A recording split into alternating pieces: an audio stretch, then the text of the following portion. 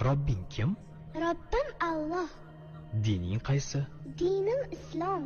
Payg'ambaring kim? Payg'ambarim Muhammad sallallohu alayhi vasallam. Kitobing qaysi? Kitobim Qur'oni Karim. Tilaging nima? Tilagim iymon. Qiblang qaysi? Qiblam Kabatulloh. Millating qaysi? Ibrohim Halilulloh millatidanman. Kimning mazhabidansan? Imom Azam Abu Hanifa mazhabi. Do'stlaring kim? Do'stlarim chahor yorlar. Ular kimlar? Abu Bakr Siddiq, Hazrati Umar, Hazrati Usmon, Hazrati Alidir. Qachondan beri musulmonsan? Al-Misoqdan beri. Al-Misoq nima? Alloh taolo ruhimizni yaratib, ulardan va'da olgan kun. E'tiqoding qaysi? Ahli sunna val jamoa e'tiqodi.